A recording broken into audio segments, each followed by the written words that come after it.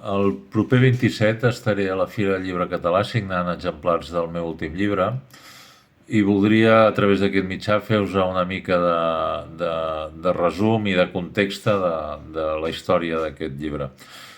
No és un llibre de ficció, és un llibre autobiogràfic. Tot el que explica va passar tal i com s'explica. És un llibre que vaig escriure ja fa molts anys, 15 ben bé, i que vaig escriure amb la idea de que no es publiqués mai.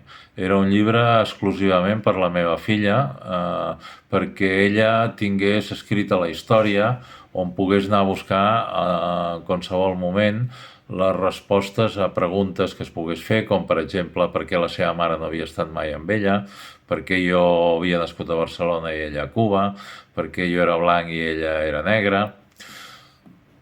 En definitiva, un document on qualsevol pregunta que al llarg de la vida ella es pogués fer li donés la resposta. Quan vaig acabar-ho, ella encara era jove, així que vaig guardar-ho en un calaix i periòdicament al llarg dels anys li vaig anar recordant que qualsevol pregunta que es volgués fer o dubte que tingués, allà podia trobar respostes. Ella mai ho va voler llegir, fins que fa 2 anys ho va fer. Ja tenia 21 anys. Llavors, i quan ho va haver llegit, el primer que em va dir va ser: papi, aquesta és una història molt forta i tu com a escriptor no pots renunciar a publicar-la.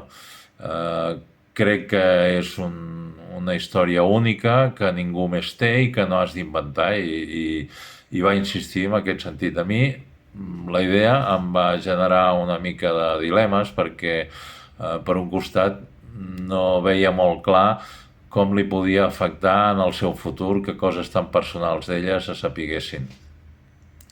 Ella m'ho va treure del cap, em va dir que el que pensés la gent que ella no coneixia li portava un pito i que donava per suposat que els familiars i amics més pròxims ja devien conèixer gran part d'aquesta història.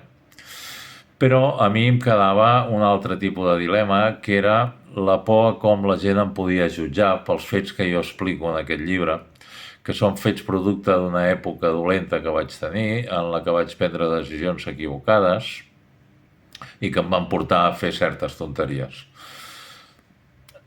Però després de reflexionar-ho, vaig arribar a la conclusió que jo d'aquells fets no havia res que em fes tenir sentiment de culpa, no havia res de lo que jo sentís que em tenia que avergonyir,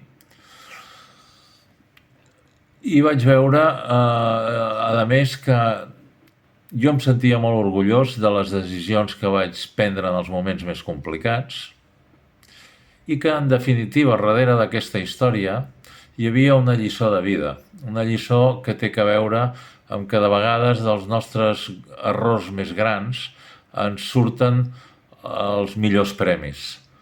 Que jo, si no hagués passat per tots aquests fets dolorosos que explico, després em hagués perdut la part més important i més maca de la meva vida. Així que al final l'he publicat. I us haig de dir que fer-ho ha tingut un efecte sanador tant amb mi com amb la meva filla. Amb mi perquè m'ha ajudat per perdonar-me, i amb ella perquè la veritat sempre dona consistència a la nostra vida i en la seva n'hi ha donat.